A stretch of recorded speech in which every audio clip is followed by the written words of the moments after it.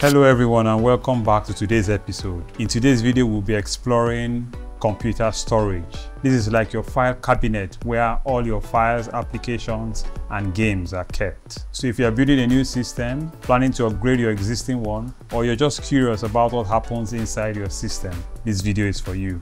We'll be discussing the various types of computer storage we have available, their strengths and weaknesses, and will also guide you on how to choose the right storage for your needs. Choosing the right storage for your computer depends on your needs, your budget, and what you plan to do with it.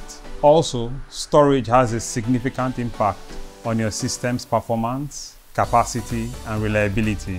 So here is a handy guide to help you make an informed decision while choosing your storage. So let's begin.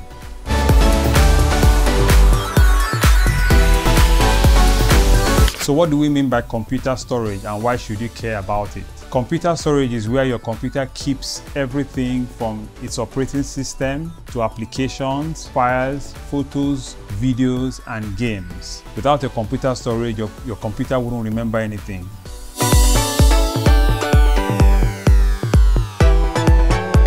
There are three main types of computer storage options, namely HDDs, SSDs, and NVMe SSD. They all have their advantages and disadvantages, so let's dissect them.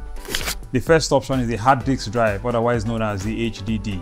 These drives make use of magnetic spinning disks to read and write data. They are usually cost-effective and come in large capacities of up to 20 terabytes and more, which makes them reliable for long-term usage. On the downside, they have slower read and write speeds compared to SSDs. They are larger in size and they are prone to mechanical failure due to the moving parts. They are best for bulk storage, backup, and budget builds. The second option is the solid-state drive or SSDs. They make use of flash memory chips for data storage with no moving parts. These drives have significantly faster read and write speeds compared to HDDs. They are more durable and shock resistant. They are lightweight and energy efficient. On the downside, they are more expensive compared to hard disk drives, and they offer limited write cycle, although modern SSDs are now made to be much more durable. SSDs are ideal for installing your operating system, games, applications, and everyday use.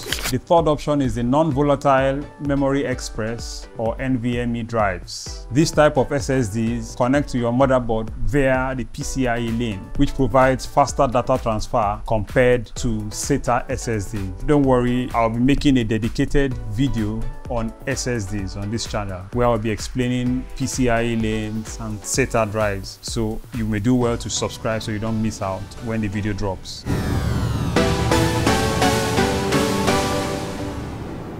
Now we have looked at the types of computer storage options we have available. Let's look at the features you need to consider before picking one. The first feature to consider is the capacity. How much storage do you need? If you perform basic tasks like browsing the internet, office work, or light gaming, then 256 gigabytes to 512 gigabytes is okay for you. If you are into some form of content creation and major gaming, then you should consider a storage capacity of 1 terabyte and above. Then if you host large media libraries, professional projects, and a large collection of games, then you should consider a storage capacity of 2 terabytes and above. The next feature to consider is speed. Hard disk drives come with a maximum speed of 160 megabytes per second. Then SATA SSDs come with a maximum speed of 500 to 550 megabytes per second. Then NVMe SSDs start from 2000 megabytes per second to over 7000 megabytes per second in data transfer speeds. The next feature to consider is the form factor. Typical hard drives come with a size of 3.5 inches. They're usually used for desktop computers. Then SATA SSDs come in 2.5 inches and also 3.5 inches in size. Then we have the M.2, which is a compact size for NVMe SSDs. Then we have the interface. The interface refers to the medium of connection between your storage device and your motherboard or your computer. So this could either be via SATA 3 or PCIe. SATA 3 connections offer a maximum data transfer rate of 600 megabytes per second, while PCIe connections connections are a whole lot faster. Next is endurance. This is measured in terabytes written, or TBW. This refers to how much data is written to a particular storage device over its lifespan. A higher number of TBW is better for heavy usage. Next is budget. Of the three types of storage we mentioned, hard disk drives are the cheapest and they are budget friendly. After that, you get your SATA SSD, while NVMe SSDs are the priciest. Next is durability. Hard disk drives are susceptible to mechanical failure because they have moving parts in them, but SATA SSDs and NVMe SSDs don't have moving parts, so they are more durable. So with that being said, if speed is more important to you, I would recommend you invest in NVMe SSD. But if you just need something to store bulk storage for a long period of time and something more budget friendly, then I would recommend you go for hard disk drives.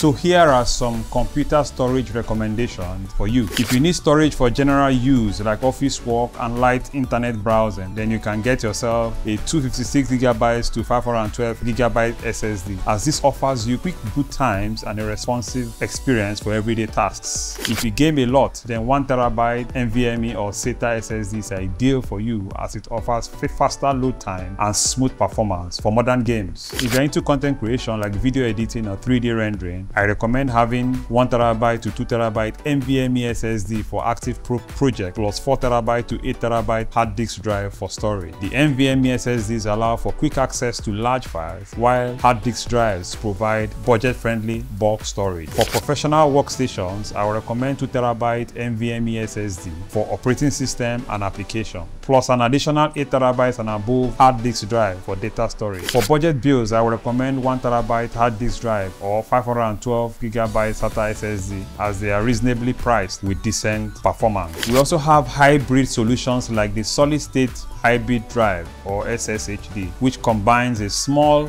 SSD cache with a traditional hard disk drive for better performance, and the dual drives, which use an SSD for the operating system and applications and a hard disk drive for larger files.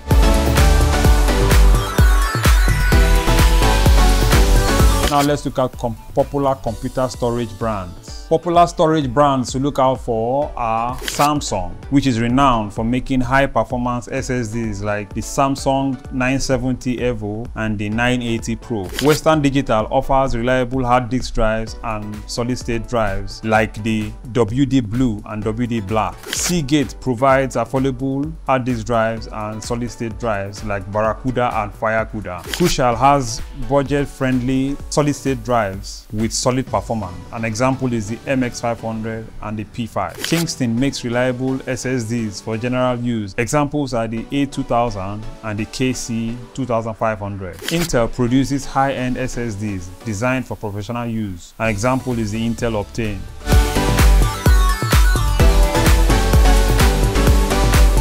Most motherboards in the market today offer connections for NVMe SSD, so that should be your go-to choice. Also ensure you get yourself storage with a capacity larger than what you currently need. Also consider using cloud storage options alongside your local storage for backup and easy access. Example of cloud storage options we have available are Google Drive, Microsoft OneDrive, and Dropbox. So by considering your needs, budget, and factors mentioned above, you can now pick the best storage solution for your computer. So if you consider speed or capacity or affordability, there is a storage option in the market for you. So now is your turn. What kind of storage device do you use? Do you make use of the hard disk drive, or you make use of solid state drives or NVMe SSDs? I would like to know in the comment section below. What capacity do you also use? What's the nature of your work also? And if you're considering an upgrade, what's your choice? So with this point, I believe you are now equipped on the requisite knowledge on choosing the right storage solution for your computer. So if you consider this video helpful, I'd like you to give it a thumbs up and share your thoughts in the comment section below. Thank you for watching, and see you in the next one.